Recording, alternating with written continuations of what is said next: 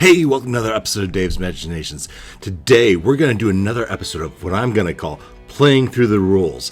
And today, this is the Dungeon Crawl Classics, Thieves, Skills, and Ability Checks. So we're going to go through all that, and we're going to play through a little scenario as we continue the adventure. As you might remember, the Gorhan Winged Helm of Vengeance has gone missing from a temple of Gorhan, and the local Father Beacon had called on the Acolyte Cleric Gransfor to help him find out what happened. And we went through a bunch of cleric type stuff last week. They had found the tracks of goblins leading out of town, and Gransfor grabbed his buddies Burek and Shanks, dwarf and a thief, to help him go track down these goblins and hopefully recover this Winged Helm of Vengeance. And so they followed a trail out of town and through some fields, and a few miles out of town they come up to a little wooded area, and Shanks notices up in a tree there's a goblin sitting, goblin with a bow and arrow and a sword at the ready, and also hanging from his neck a little horn, as this goblin is keeping watch for something, for some group. And Shanks goes over to his buddies and says, I'm going to sneak around behind, and I'm going to try to push him out of the tree. And that's where our adventure begins, as we look at some of these thief skills as Shanks, our thief. And stay with me, and we'll go through all that in a moment. Be right back.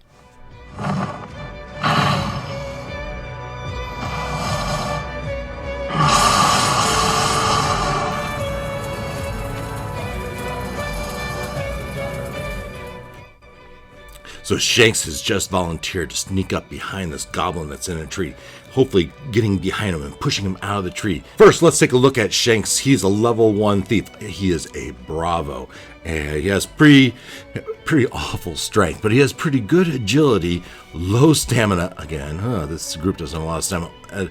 Very poor personality also, as well as he has some luck at the 14 with the +1 luck, and then he's not all that smart. But this group has agreed to let Shanks go circle behind, and we can look at his thieves abilities. He has luck die of a die 3, backstab +1, sneak +2, hide in shadows +4, pickpocket +2, climb to your surface +4, pick lock +2, and find trap +2, and you see the rest of them here. So here we are in Foundry as the group has just come up on this goblin, and Shanks here says, I'm going to sneak around behind him, and he starts to move behind. And as he goes behind here, I make him do a sneak check. So Shanks is lawful level 1 thief with an agility of 14, giving him a +1 modifier on most of his thieving type skills. His sneak ability is a +1. His agility is +1. So I'm gonna set this difficulty class at 5. But when he rolls a natural 1, and I know a natural 1 is always a fail, but I had to think, do I roll on a fumble table? And when I looked at the fumble table, I see that most of the fumbles are related to some sort of attack. You miss wildly, but the miraculous cause no other damage. Looking here, you drop your weapon, you accidentally smash your weapon, you stumble and leave yourself wide open to attack. So I see that all these are more attack based, so I decided that the fumble doesn't really apply in this case. So I imagine Shanks makes his way halfway to getting behind the goblin, and then there's a loud snap, and he dives for cover, and as does Burek and Gransfor as they dive for cover. And at this point the goblin is alert and looking for somebody out there, or was it just a creature, as he is straining to look. I have Shanks do another check. This time it's a hide in shadows. Now, hide in shadows is a +3 ability for Shanks. His agility is +1, and I set the difficulty class at 10 for tall grass, but the goblin is in a tree, and there was a snap. So Shanks rolls on a D16 instead of a D20. It went down 1 die in the die chain, but he still rolls well. He rolls a 12, +1 for the agility, +3 for the hide in shadows. He rolls a 12, and that's a 16, well more than the difficulty class of this hide in the shadow. Now, like I said, Gransfor and Burek also hear the snap and duck across, and after waiting a long minute, they decide to risk a peek at the goblin and see it eyeing the general area where they heard that snap come from. I imagine Burek, our dwarf, picks up a stone and hurls it in the opposite direction. The stone draws the attention of the goblin, And with that, Shanks resumes his sneaking. But this time, the sneak is a +1, agility +3. I'm going to set the difficulty at 5 because with the distraction, I'm going to let Shanks roll on a d24, moving up 1 die in the die chain. And he only rolls a 9, but he gets a +1 and a +1, making it a +2. So the total roll is 11. Shanks sneaks to the base of the tree and begins to climb. So he is snuck around. So I imagine this goblin is kind of looking over here to see where that stone comes, and Shanks is snuck around and he starts to climb a tree. And I contemplate making him roll up climbing sheer surfaces, but we know that Shanks' agility is +1, and he has a climb of +3, and somehow the goblin had climbed the tree, so it must not be too hard. So I decide that a roll's not even necessary. That to climb a tree the goblin's already climbed, it should be pretty easy for Shanks to scurry up this tree. I do have him make a sneak. His sneak is a +1, his agility is a +1, so I'm going to set this a difficulty class as with a distraction. I'm also going to let Shanks roll a d24 again. So this time he rolls a d24 and he rolls the 24, which would be an auto success, right? So as that's a natural 24, +1, I'll call that an auto success. Shanks silently moves up the tree and behind the goblin. And as he gets there, he notices a piece of twine around his back, and he doesn't want to risk the goblin being able to alert anyone else to come join him. So he decides, instead of pushing him off the tree, he wants to grab that piece of twine around his neck, hopefully tugging that back and preventing the goblin from being able to alert his friend. And because he's snuck up behind him, because the goblin is distracted, I decide he still gets that bonus die of a d24 as he sneaks up. And I decide that this is, instead of a backstab, this is a back grab, as he's going to try to grab this. So I give him his backstab bonus as he goes for the grab. Shanks' backstab is a +1, and he has agility of +1, so I give him a +2 on this roll because he only rolls a 5. He rolls a 5, so that's a 7. That's probably not enough. And so he decides to burn some luck. Now, we remember that the thief, that you don't just burn 1 luck and get 1 luck. You burn a d3 luck roll. So you burn 1 luck, you get a d3. And so he's thinking, he probably needs a 10 to get here, maybe even 12 or 13. So he's going to burn 3 luck, and that means he rolls 3d3.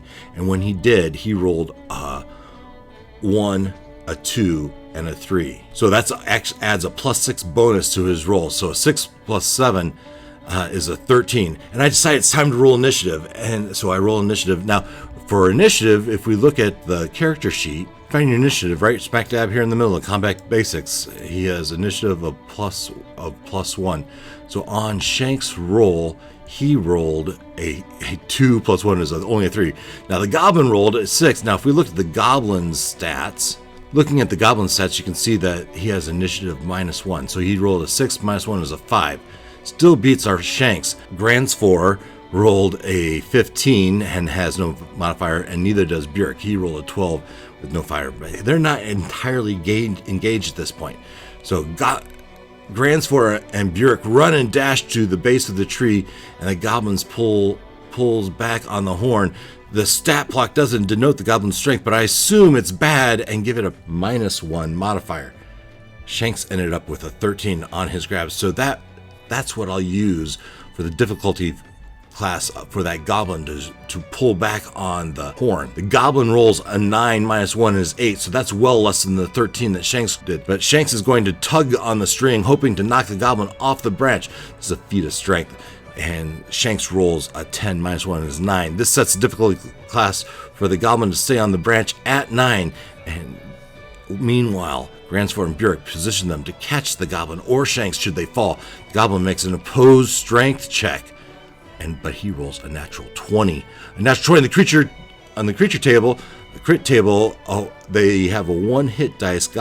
For the goblin is a d6. The character's luck, so -1. So I go to page 385, and this is in the Dungeon Crawl Classics role-playing game 8th edition, 8th printing, page 385. We see critical hits by monsters. Scrolling down here, we see a table, and we see that if we look at the goblin's stat block, we can see that he has a hit dice of 1d6. That's 1d6 minus 1. So his hit dice is a d6. We roll on table 4 using a d12. We find that table 4 is actually in the combat section of the book under the critical hits, and we can go to table 4, and we're going to roll a d12.